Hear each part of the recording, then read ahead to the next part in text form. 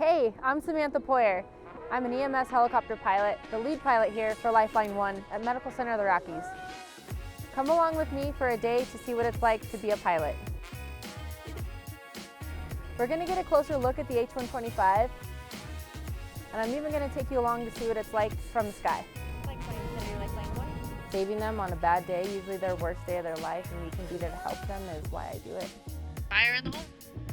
This is gonna be cool. It's time to go behind the wings.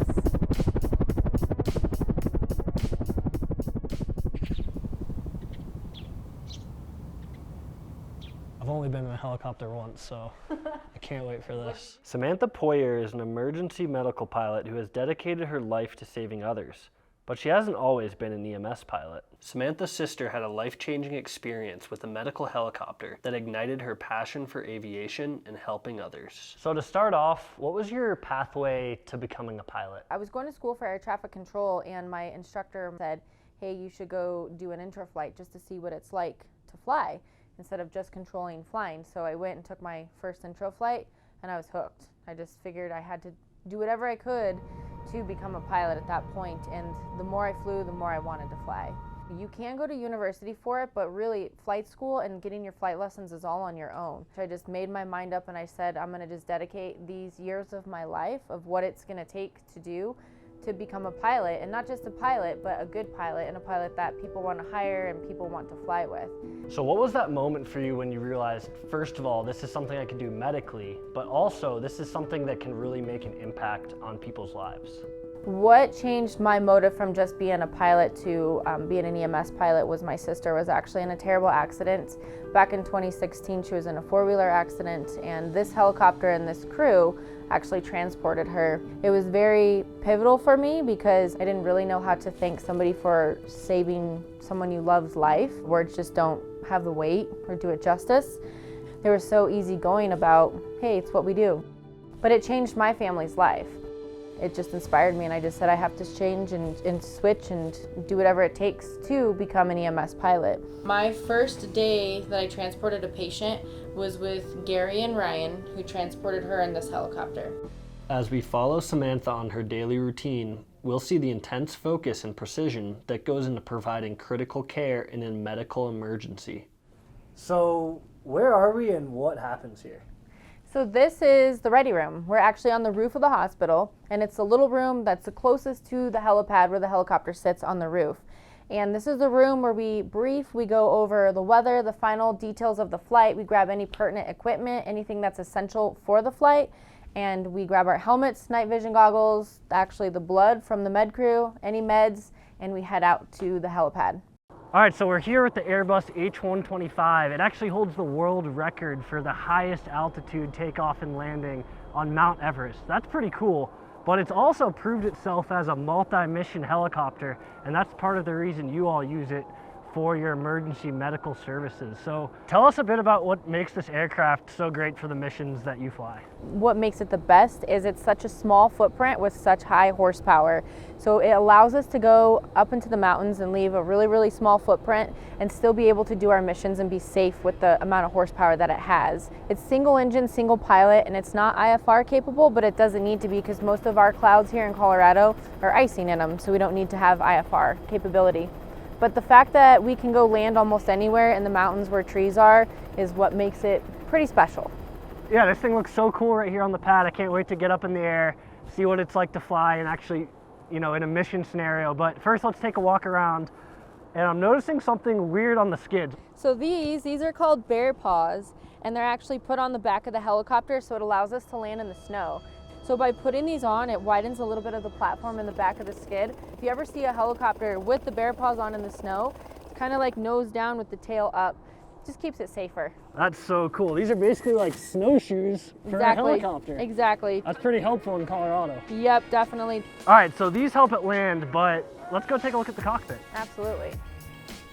So the coolest thing about this helicopter, in my opinion, is the dual sliding doors it has. So on both sides, it has sliding doors that makes it really easy for the med crew to get in and out fast. So with not having a door that's going to spring open, they're able to get in and out with the blades spinning and not worry about it slamming shut, slamming open, getting the hinges in the way. It actually even locks. So we can actually fly with it open up to 70 knots. So it's very, very safe, very user-friendly. Right. One of the best features about it that I like, and it's on both sides.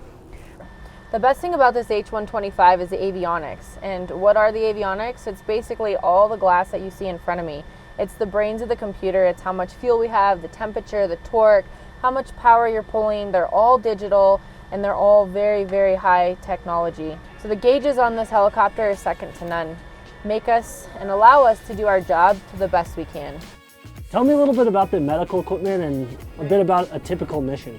What's very important is being a team is everything that goes on the outside of here. So this little wall keeps me separate from the patient who actually will ride right next to me right here. The nurse and medic sit in these two seats and they rotate back and forth, so there's no like assigned seats. These are pumps that'll distribute medicine to them. The one underneath it with the green tubing that's connected, that's the vent that'll breathe for them. On the back wall there, that gray one, that's actually a blood warmer, so we can give blood in flight actually for a trauma patient. Wow. And then the medicine, it's like a flying ICU room. So when there's a lot going on, the med crew is amazing in the way that they know where everything's at. Everything has a place, everything has a home, and it's fast. It's acting fast. UCHealth LifeLine 1 accepting. Copy LifeLine 1, got you accepting. You're going to be talking to Red Feather 1 on LC EMS. It's go time. Whether it's an accident on the highway or a remote wilderness rescue, Samantha and her team are always ready to take off and respond to a call for help. All right, fire in the hole. In today's demo flight, we'll simulate how we respond when we fly an emergency medical mission. We are set to go. All right, coming up.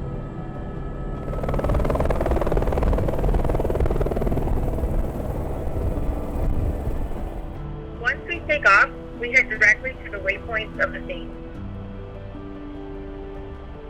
There's a car accident. Someone's trapped down there, so I'm going to be saying as soon as the skids touch the ground, you guys are good to get outside.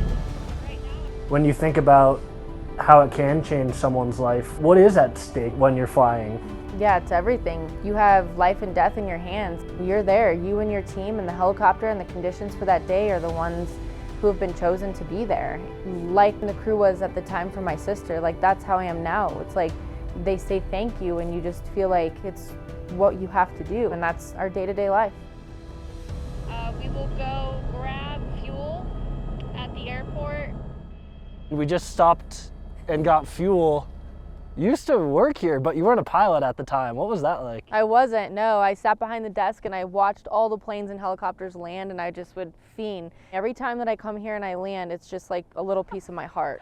I've been here, I've done that behind the desk, I've fueled the planes. Now I come here and I land, and it's pretty cool. We've gotten our fuel. Let's hop in. Let's go back to the hospital. Let's go. Engine gauges all good. No lights on. We have fuel. All right, we're coming up. So you're also UCHealth's first woman pilot. How do you think about that, and why is seeing someone that looks like you important? When I sit back and I think about it, it's not a big deal to me because I am in a very male-dominated industry. I'm just doing the job of what I've always done. Doesn't matter if I'm a girl or a boy, I still fly the same helicopter, I still take the same check ride. So for me, it's not a big deal, but it is a big deal because if it wasn't a big deal, why isn't there females that have done this before? But I get a lot of young, especially females, who question me and who say, how did you get there, and what was the hardest thing, and what do you recommend? And I mean, I really, really try and take the time to write them all back because I was there once with nobody to reach out to and nobody to guide me. So the role model aspect is huge for me, which I believe in a lot. So, I mean, you're flying the helicopter, and that's really cool, but you're also helping people, and in some ways, that's even cooler. Right, definitely. I mean, flying the helicopter is why I do this. It's my passion. My passion is to fly. But the fact that you can land, pick someone up, help them, change their life is completely even better. Combine that with aviation and it's the best job. Samantha, that was so cool getting a behind-the-scenes look at a day in the life of an EMS pilot.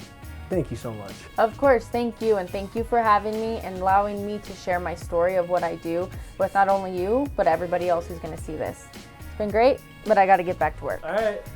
Now, we couldn't cover everything, so leave your questions and comments under the video and we'll get to as many as we can. And if you want to get an up-close look at an EMS helicopter, come check this out, along with over 70 aircraft in this historic World War II era hangar. You've made it to the end of the video, and if you subscribe, thank you so much. And if you don't subscribe, just subscribe already.